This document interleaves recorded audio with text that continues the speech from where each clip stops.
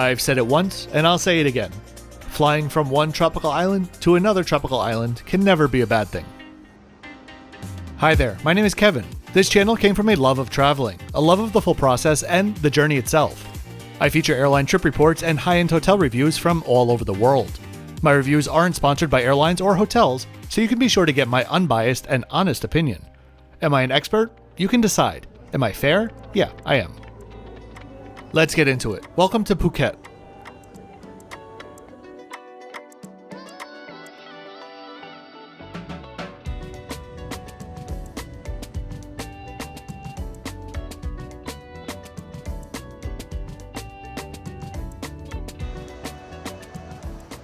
If you'd like to know the exact fare that I paid, or my next 5 videos in queue, please check out the description below.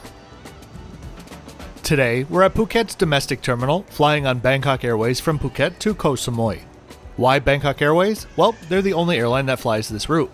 Actually, they're the only airline that currently flies to Koh Samui at all. So I'd say that's a pretty good reason. Bangkok Airways, a self-described boutique airline, is a full-service carrier and includes checked baggage with your economy tickets. This leads to a very relaxed carry-on policy and goes something like this. Any bags to check today? If I could, I'd actually like to carry this on. Oh, you want to carry it on? Yeah. Okay, go ahead. Easy peasy. Time to head to security, which in Phuket is more of a power bank check than anything else. Always have them separate and hand them directly to the security staff who will check the capacity.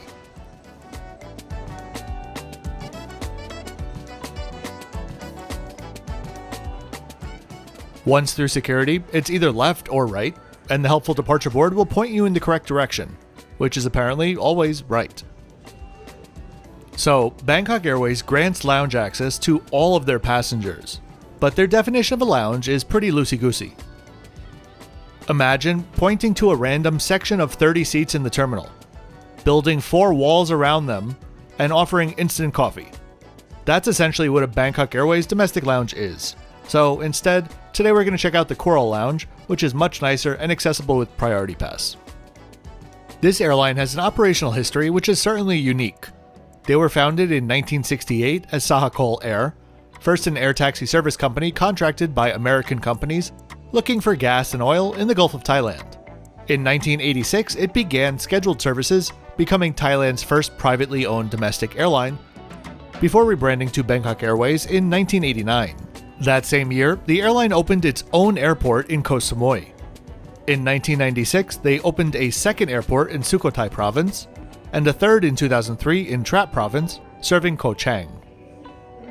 Currently, the airline has a total of 35 aircraft, a mix of turboprops and narrow-body Airbuses, serving around 30 destinations. While their airports in Sukhothai and Trat currently serve about 2 flights per day to Bangkok, Koh Samui's airport currently has around 35 daily departures to Bangkok, Krabi, Chiang Mai, Singapore, and of course Phuket, with other destinations expected to resume this year. Okay, time to head to the gate. For some reason, the domestic gates are 1 through 8 and then 83 and 84. 83 and 84 are the bus gates that Bangkok Airways uses. So, you already know how much I paid for this flight, but do you know how much the airline paid me to publish this video? That would be a big fat 0. Not only was Bangkok Airways unaware that I'd be making a video, they have absolutely no idea who I am, and that's how I like it. Why? Because content creators are recognized every day, and I don't want any sort of special treatment, so I film anonymously. That is more challenging than you'd think though, so that's why every like, comment, and subscription really does make a difference, and help the channel grow and keep this twice weekly content flowing. My Patreon is also linked in the description below. Thanks very much for watching today. Boarding began just a few minutes behind schedule, but that's fine as I got to see a few more airlines. A Cathay A330, Emirates 777, Thai Smile A320, and El Al 787. I have reviews from 3 of those 4 coming this year.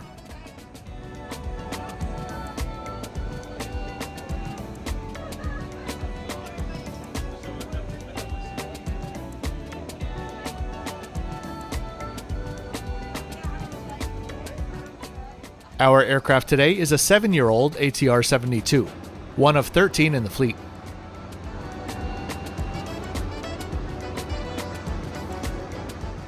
Let's take a look at today's flight stats. We did end up taking off 3 minutes early and headed up to 15,000 feet for our 45-minute flight over the mainland, arriving 7 minutes behind schedule.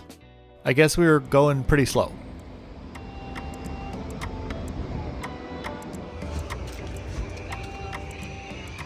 As we were boarding, I eyed the one and only spot left that would fit my bag, and so that took priority over filming the seats. So you'll get a glimpse of them as we deplane. For an ATR, it's fine. Certainly not something that I'd be happy in for more than an hour or two, but the 30 inches of pitch will do for a 45-minute hop.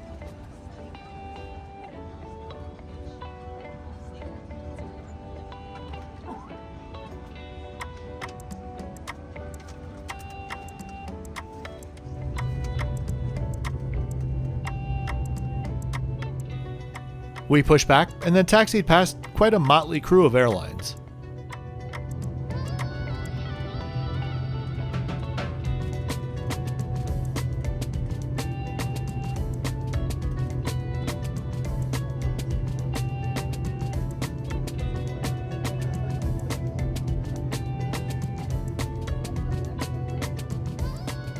Just waiting for one more to come in, and then it's time to get going.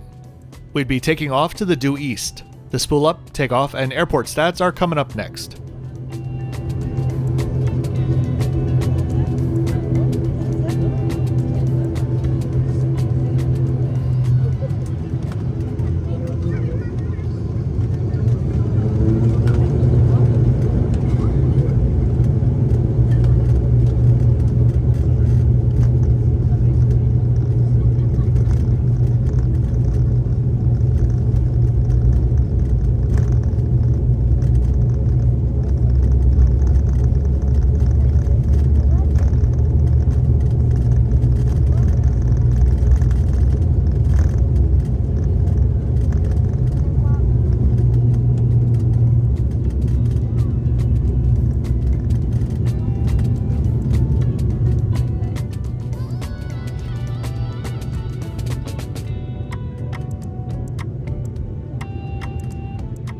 Today's flight would take us up to the northeast, and the nice thing about staying at 15,000 feet is the views are always fantastic.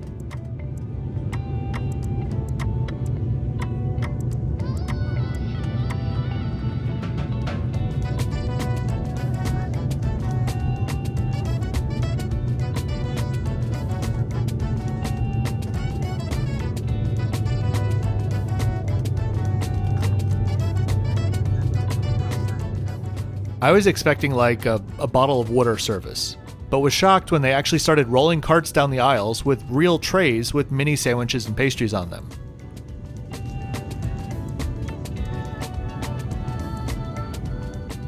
Considering how short the flight is, I'd say this is a pretty great offering.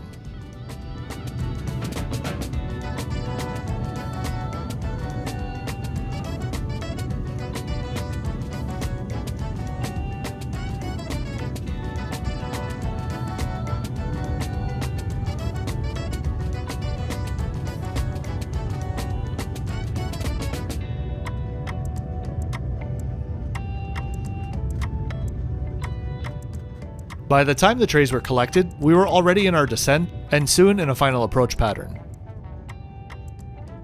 Considering the vast majority of resorts in Koh Samui are within this frame, it's amazing how much of that is owned by the airline.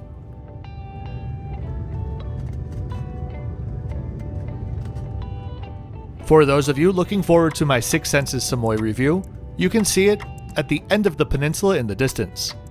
And if you weren't looking forward to that one, you definitely should be.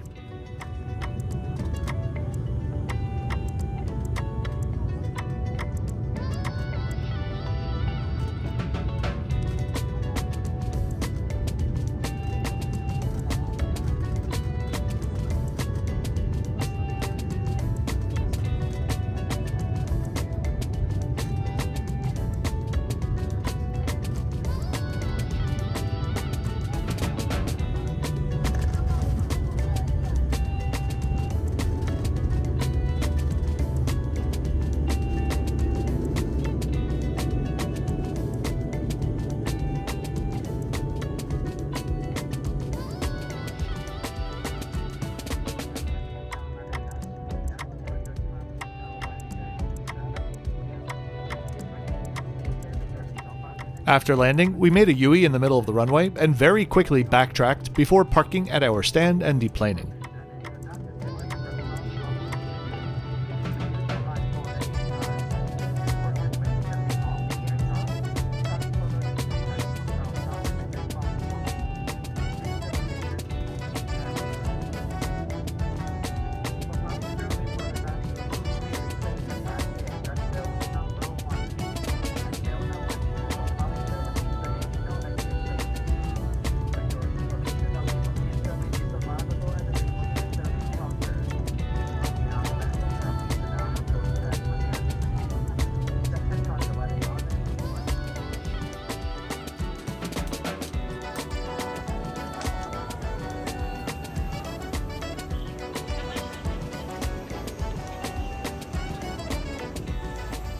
Near everything in this airport is open air, including the little buses that bring you to the arrival area. The airport itself is beautiful and gives me Kailua Kona vibes from like 25 years ago.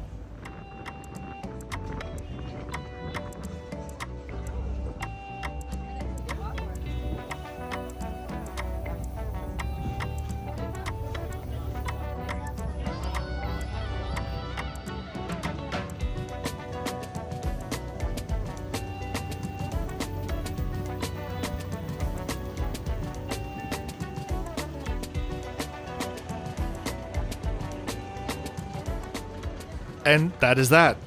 Their seats are certainly not the most comfortable thing, and relatively speaking, the fares to Samui are generally pretty high, but otherwise, it was a great little flight, which I'm sure I'll be doing again at some point in the future. For now though, I really do hope that you enjoyed this video. If you did, please be sure to click that thumbs up button and subscribe with notifications on to make sure that you don't miss any of my Thailand series. I'll see you next time from the Napasai, a Belmond hotel. Oh, and thanks for watching to the end.